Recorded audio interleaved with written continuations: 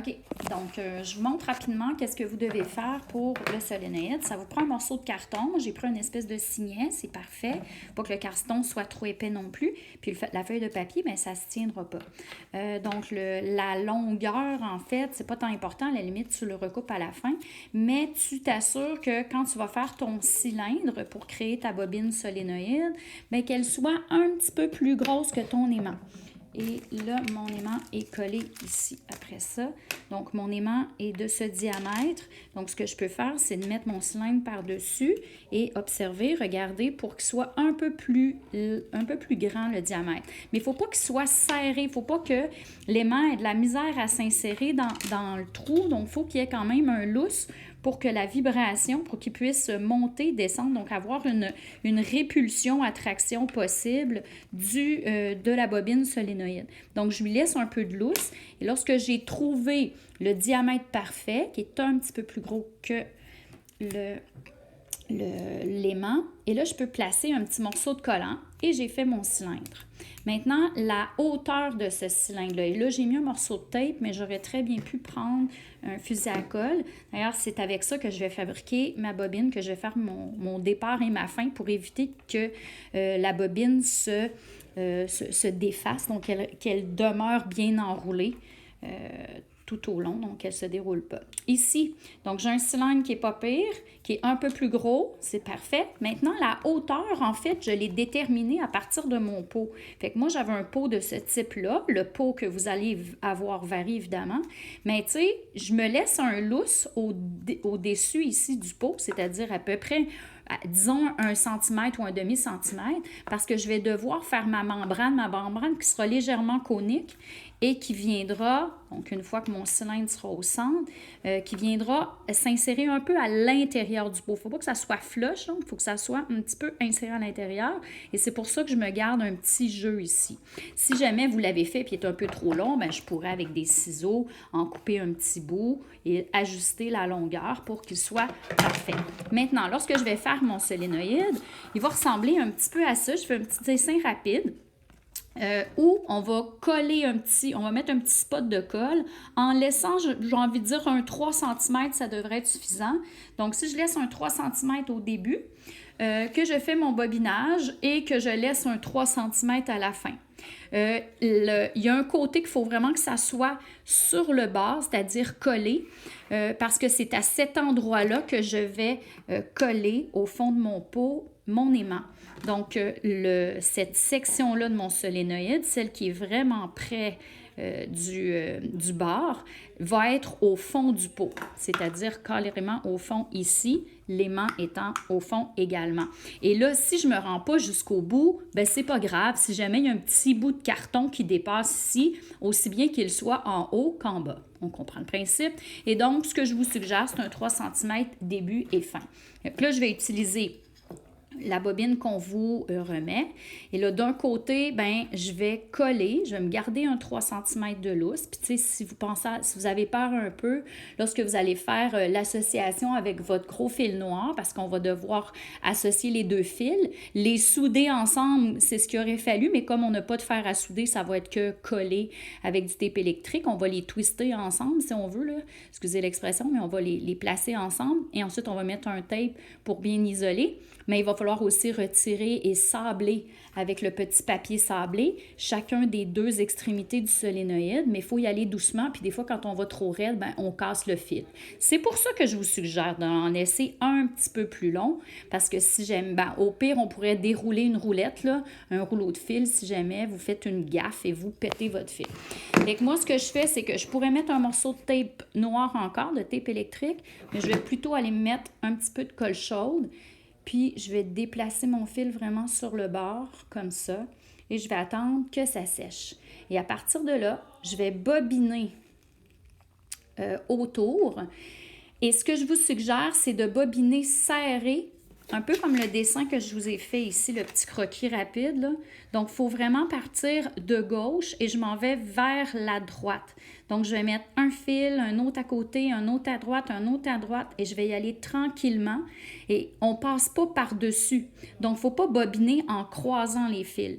S'ils se croisaient, ça ne serait pas grave, il n'y aurait pas de court-circuit étant donné la peinture qui est dessus. C'est une peinture isolante, la couleur rouge, là, c'est en fait une peinture isolante. Donc, même s'ils se croisaient ou ils se touchaient, c'est pas grave. Mais c'est bon qu'ils se touchent et qu'ils soient très, très, très serrés, très collés, mais il ne faudrait pas croiser les fils et faire un bobinage du genre de ce que Mme Posé a fait. Ça, c'est vraiment contre-indiqué de faire ce genre de bobine-là. OK? Évidemment, vous en avez beaucoup plus que ce que vous allez en avoir besoin, mais on s'est dit que ça se peut qu'il y en a qui décident d'en faire un peu plus gros, que le cylindre soit un peu plus gros, qui décident de booster un peu l'aimant et d'en rajouter un deuxième. Il y a peut-être des élèves qui ont fait un pot. Ils ont un pot un peu plus élevé. Il y a peut-être des élèves qui vont se planter. Première fois, ils vont bobiner. Ça va tout débobiner. Puis ils vont recommencer. Donc, vous devriez avoir assez de fil à ce moment-là. Fait que quand je bobine, là, ma colle chaude est bien sèche. Fait que là, je peux placer le deuxième fil et je vais le placer juste à côté. Ensuite, le troisième, juste à côté. Quand même qu'il y a un petit décalage, c'est pas grave, ou que c'est un petit espace, mais on essaye vraiment de le coller. En tournant comme ça, autour de mon doigt, si je tourne, ça va quand même assez bien. Puis je peux tasser mes fils pour qu'ils soient bien, bien, bien collés. Donc, c'est pas très, très grave là, s'il y a un petit espace, si ça se croise, vous allez tout de même avoir du son. Moi, je vous donne un conseil pour avoir le maximum de son, avoir la meilleure qualité, puis la clarté dans le son qu'on va produire. Donc, même qu'il faudrait que je colle encore plus mes fils. Donc, ici, j'y vais. C'est quand même assez long, il faut être patient. Juste le bobinage, ça va peut-être accaparer une période de séance complète. Et ensuite, une fois que vous aurez bobiné au complet, ben on se revoit pour l'étape. OK, fait que les prochaines étapes, c'est de percer un trou dans votre peau. Attention de ne pas faire un trou trop gros. Si vous avez une perceuse, c'est parfait. Juste assez gros pour que le double fil entre. Ensuite, ce que vous faites, c'est que vous tirez dessus, vous faites un nœud.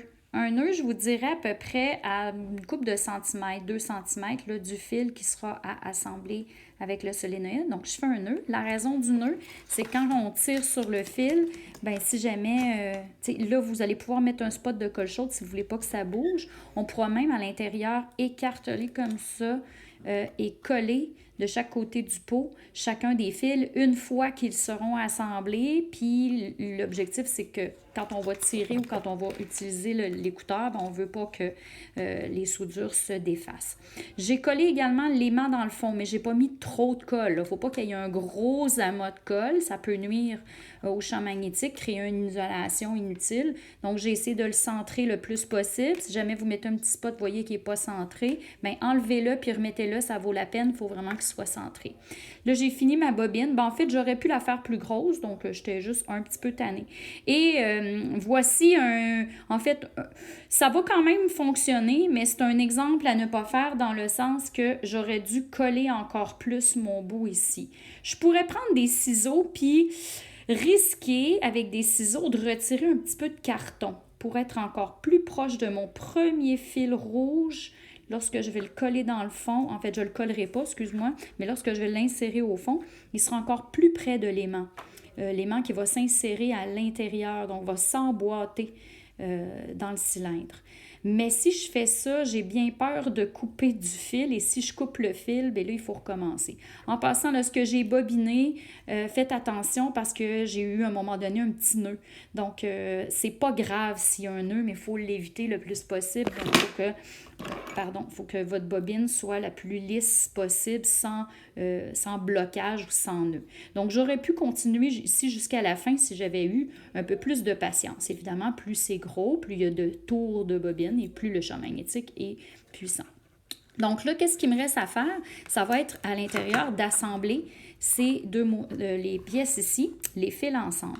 Ce fil-là, j'ai pris mon petit papier sablé qui vous était donné dans votre petit sac et je l'ai sablé tout simplement comme ça dans les airs. Je n'ai même pas été sur le bureau. De toute façon, je ne voudrais pas abîmer le bureau, donc ne faites pas ça.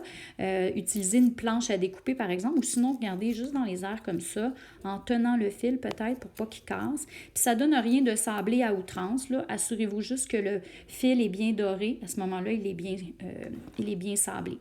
Une fois que j'ai fait ça, ce que je vais faire, c'est que je vais aller prendre un côté que je vais enrouler sur mon premier fil électrique. Donc, je vais l'enrouler comme ça autour. Je vais faire le tour. Évidemment, on y va doucement parce que c'est fragile. Le fil pourrait casser. Donc là, j'ai bien assemblé mes fils ensemble. Maintenant, je dois isoler le tout. Donc, je me suis précoupé des petits morceaux de tape électrique. Normalement, on mettrait de la soudure, mais là, on n'en a pas. Donc, je vais me placer un petit tape comme ça pour bien serrer. Je pourrais éliminer l'excédent pour ne pas avoir trop de tape électrique. En même temps, ça ne fait pas très joli. Fait que je pourrais retirer. Attention de couper le fil quand vous faites ça. Donc, comme ça serait parfait. Donc, je ferai la même chose de l'autre côté. Et une fois que j'ai ça, il faut faire attention parce que là, le petit fil ici, là, c'est très, très fragile. Donc, ensuite, on va le réinsérer à l'intérieur une fois que les deux fils seront bien soudés ensemble. Le cylindre pourra aller au fond. Ce qui nous restera à ajouter, c'est la membrane qui viendra ici se fixer à notre cylindre, la membrane qui devra ne pas se déplacer. Donc là, je vous montrerai en dernière étape qu'est-ce qu'il y aura à faire là-dessus. Prochaine étape, on va s'occuper de ce bout-là. Bon, alors là, on est à la fin de la soudure. En fait, une partie de l'évaluation qui va à la soudure, c'est-à-dire la liaison avec les fils du solénoïde et les fils de la fiche. Donc là, je vais à l'autre extrémité. Avant de faire la soudure à l'intérieur de la fiche, j'ai bien évidemment dévissé. Donc, dans le fond, là, ces deux pièces-là, ici, étaient vissées ensemble.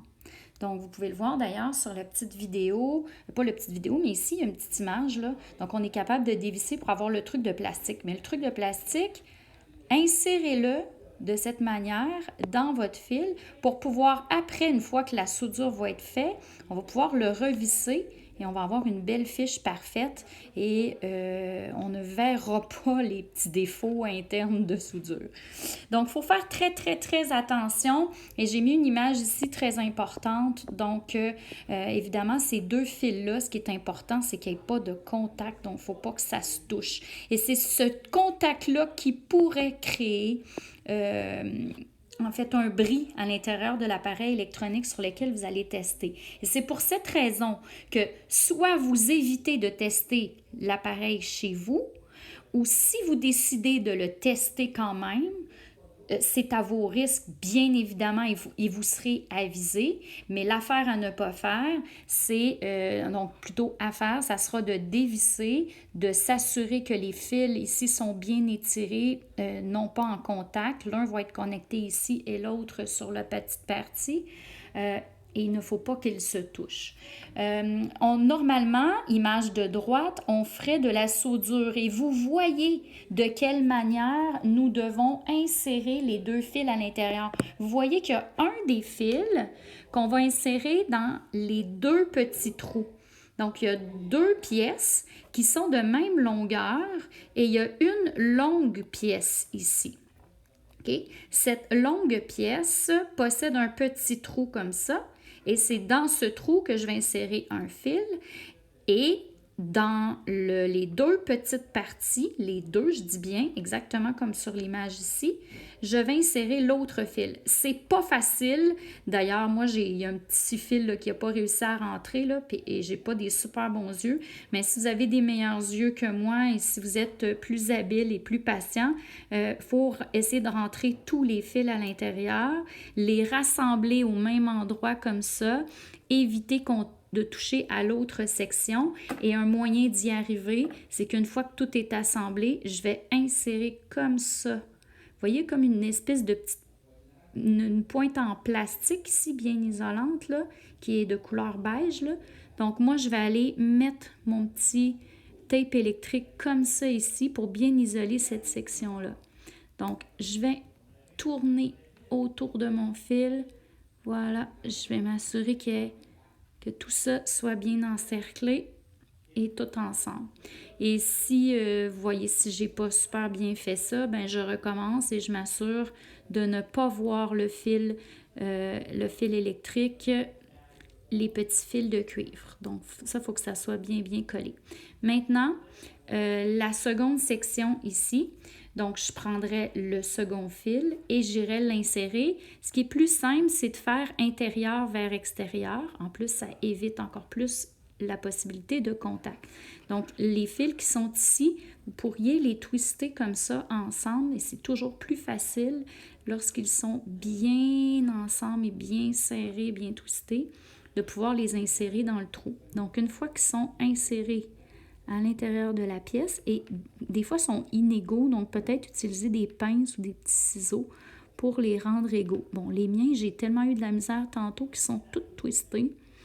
Bon, supposons que je réussis à le faire comme ça, de l'insérer à l'intérieur. Je plie le fil sur la pièce métallique et j'irai y mettre encore une fois un petit équipe électrique de ce côté-là. Et ça me donnerait quelque chose qui ressemble un peu à ça, OK? Sans que ça soit bien, bien cute.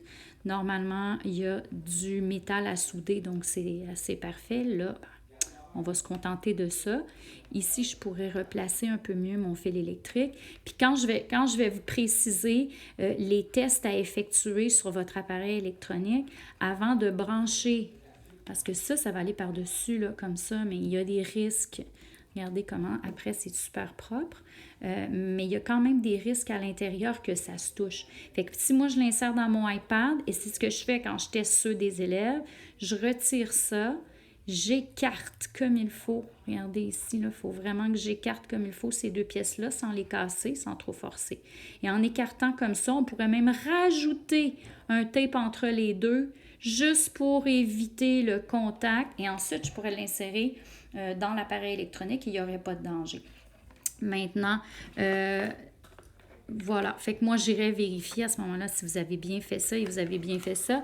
Évidemment, à l'intérieur, ici, du pot, il faudra aussi s'assurer que les fils ne se touchent pas. C'est pour cette raison que tout à l'heure, je vous suggérais, une fois qu'on aura fait la membrane tout à l'heure, peut-être de mettre un petit spot de colle pour aller écarter les fils à l'intérieur.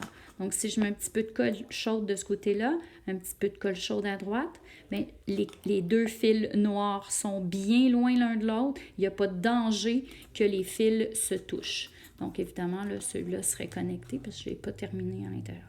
Voilà. Fait qu'il nous restera la dernière étape. OK. Fait que comme dernière étape, j'ai fait une coupole.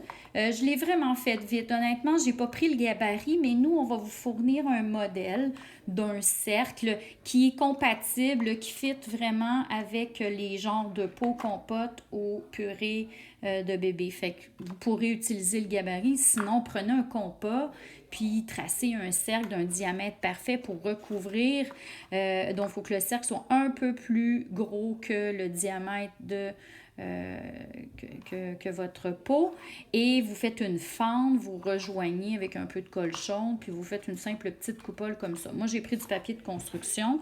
Et ensuite, j'ai collé aussi à l'intérieur de mon pot avec de la colle chaude pour écarter comme il faut les deux fils noirs à l'intérieur, éviter les courts-circuits.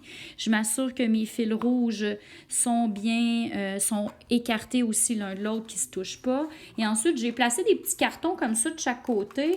J'aurais pu en faire des espèces de petits entonneaux, des petits escaliers, là, je ne sais pas ce que je vais vous montrer rapidement, là, mais tu sais, si on fait ça, par exemple, avec du carton, puis on se faisait un petit zigzag comme ça, là, bien, c'est pour juste permettre qu'il y ait une suspension, en fait, que la membrane soit libre de vibrer. Parce que ce qu'il ne faut pas faire, c'est de mettre de la colle chaude tout le tour ici, puis d'aller écraser, coller la membrane. Comme ça, elle va vraiment avoir de la misère à vibrer. Fait que là, j'enligne, évidemment, l'aimant qui est dans le fond avec mon solénoïde, et je vais juste mettre des petits spots de colle juste pour qu'elle tienne bien en place. Et voilà, j'aurai mon écouteur de terminé.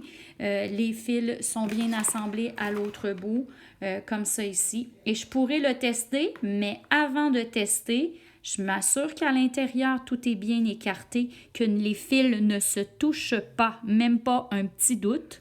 Et il faut qu'à l'intérieur ici, je retire. Et quand on le teste, on écarte bien comme il faut les deux pièces métalliques.